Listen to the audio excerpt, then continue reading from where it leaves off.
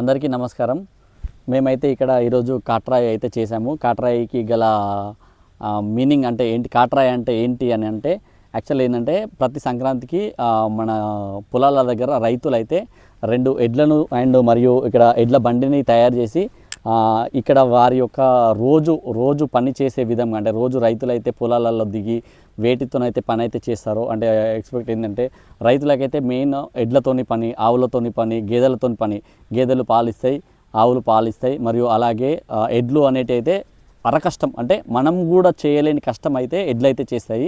ప్రతిసారి ఎడ్లు అయితే మనం దైవంగా కొలవాలి. ఎందుకు అని అంటే మనము ఇప్పుడు శివుని దగ్గరికి శివాలయంలో పోయినప్పుడు ఆవులను కానీ మన ఎడ్లని కానీ, మనం కొత్త ఇల్లు కట్టుకున్నప్పుడు కానీ ఎడ్లను కానీ ఎలా అయితే కొలుస్తామో, అంటే బసవన్న అంటే ఏంటి అంటే రైతులందరికీ ఒక కన్న కొడుకులాగా. కన్న కొడుకు కన్నా పని చేస్తాడో లేడో తెలియదు, కానీ ఒక ఆవు కానీ ఒక ఎద్దు కానీ అంతకంటే ఎక్కువ కష్టం చేసి మనల్ని బతికిస్తుంది.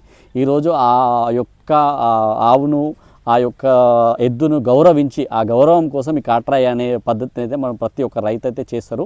యాక్చువల్లీ ఏంటంటే ఇది పురాతన కాలంలో, అంటే మా తాతల కాలంలో, మన తాతల పురాతన ముత్తాతల కాలంలో చేసేవారు. కాకపోతే ఏంటంటే ఇప్పుడు టెక్నాలజీ పెరిగిపోయి మిషనరీ వచ్చేసరికి ఎడ్లు అనేటివి చాలా ఊర్లలో తగ్గిపోయినాయి. సో దానివల్ల ఇప్పుడు ఆ ఎడ్లని మర్చిపోయి మిషనరీ ఉండడం వల్ల ఈ పద్ధతులు మనం కూడా అప్డేట్ అవ్వడం వల్ల ఈ పద్ధతులు ఇట్లా ఉంటుంది అట్లా ఉంటుంది అనేది చేయడం మర్చిపోయారు. సో దానివల్ల మనమైతే ఏం చేసామనంటే ఒకసారి అసలు ఏంటో అనేది ఇక్కడ మా దగ్గర, అంటే మా పొలాల దగ్గర, ఇదైతే మా తాతలు 4 తాతలు ఉండే మాది, మా తాతల వల్ల మేము వాళ్ళని అడిగి తెలుసుకున్నాం అసలు ఎందుకు చేస్తారు ఏంది అనేది తెలుసుకొని ఈరోజు ఒకసారి వాళ్ళతో ఒక చిన్న ప్రోగ్రాం పెడదాం.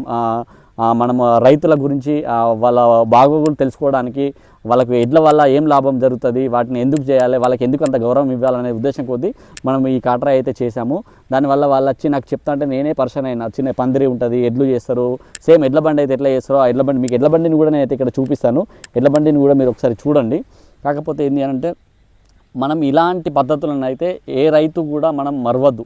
అంటే మనం రానున్న రోజులలో టెక్నాలజీ రైతాంగం వాడుతున్నాం, అదే టెక్నాలజీతో పాటు ఈ పద్ధతులను వాడితే మనకు ఇంకా దేవుడి దీవెనలతో పాటు ఇంకా మంచి భవిష్యత్తు, మంచి దీవెన ఉంటుంది అనే ఉద్దేశంగా మనమైతే ఇట్లాంటి పద్ధతులను అయితే మరవద్దు అనేది అయితే మరొక్కసారి మన ప్రజలందరికీ అయితే నేను కోరుకుంటున్నాను.